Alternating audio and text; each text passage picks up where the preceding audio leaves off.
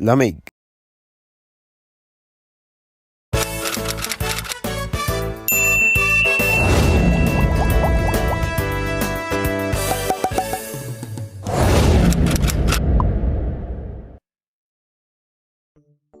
Hay, napakalamig talaga.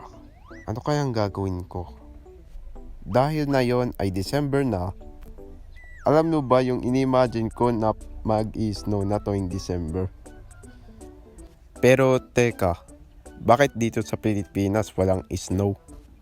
Meron pa. Meron pa yung nasabay lang ako at masyado akong nalalamigan. Pagkalabas ko, lalong lumabig ang katawan ko. Siyempre, yung nakita ko sa cabinet ko, may nakita akong secret weapon. Isang medyas. Pagkalabas ko, na may suot ako na medyas at siyempre naka-immune pa ako sa lamig. Meron pa yung ini-imagine ko na parang hot spring yung pampaligo ko. Kaya may naisip na ako. Kaya nagpainit na ako sa electric kettle, pero paglagay ko sa pangpaligo ko at tapos binuhusan ko na biglang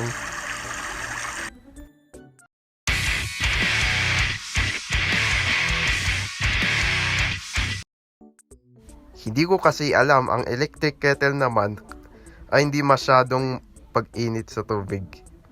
Kaya sana sa normal na kettle lang ako nagpainit eh. So, ang ending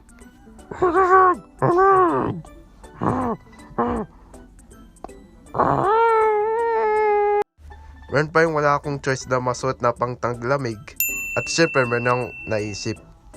Syempre dahil ako meron akong plano para protektahan niya ako sa taglamig. Kumuha lang ako ng sombrero ko, sweater ko, long pants ko, at syempre yung secret weapon ko ay medyas. Pagkasuot ko, ayan, maayos na ang lahat. Pero ang problema kasi, lahat ang mga kapatid ko ay nagtitignan sa akin dahil yung suit ko kasi ay parang gangster. O diba, napaka-worse. Meron pa yung matutulog lang kami. Lalo kong giniginawan. At syempre meron akong plano. Ganito, dapat idoblehin mo ang kumot mo. At tada! Ayan, para hindi ka masyadong malamigan.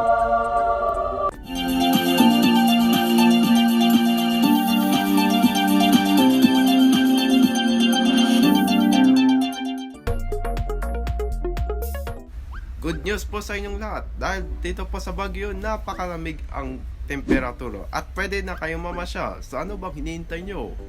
Anak! Alam mo bang nanood pa ako? Pwede bang umalis ka nga? Huh? Next naman ay pasyal sa gabi. Oo, pasyalan sa gabi.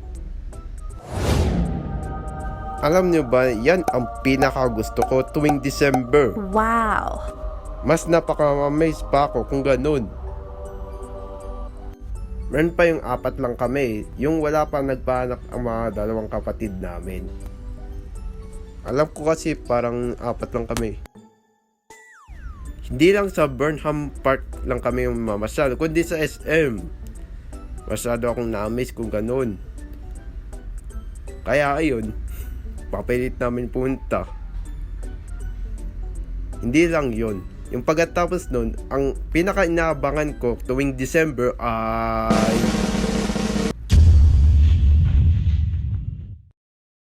Christmas tree sa Session Road. Parang alam ko kasi yan ang first kong nakita kung kapag 2013 ba? 2014 or hindi ko alam. Pero na yon, ito pa yung pinicture ko. Napakaganda. At parang pine cone siya. O diba, mas ako'y napaka-amaze na amaze tuwing taglamig sa December. At syempre, wag natin kalimutan na ay pailaw na laruan. Oo. Alam mo ba yung paborito kong Santa hat na may umiilaw? Tapos pinres ko yung button, umiilaw nga siya. Oh!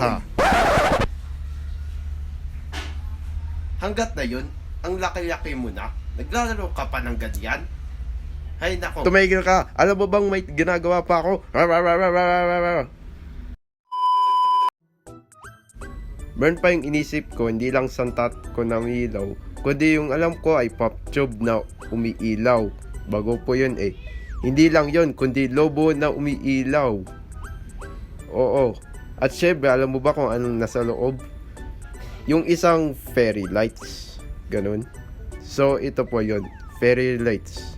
Oh. Pinicture ko ito. At bago tayo matapos, ayoko kasi magkasakit ko kapag taglamig. Alam mo ba kung bakit? Kasi ayoko kasi masira ang complete attendance ko. At syempre, ayoko kasing makalimutan ang requirements na pinapagawa ng teacher namin. Kayo, ano experience mo tuwing December? Bago tayo matapos. Meron po akong Instagram account. Tas meron pa minsan madaming nag-follow sa akin eh. Parang gusto niya akong kilalanin eh. Or hindi ko alam. So please, visit nyo po ako sa Instagram. At Merry Christmas po sa inyong lahat.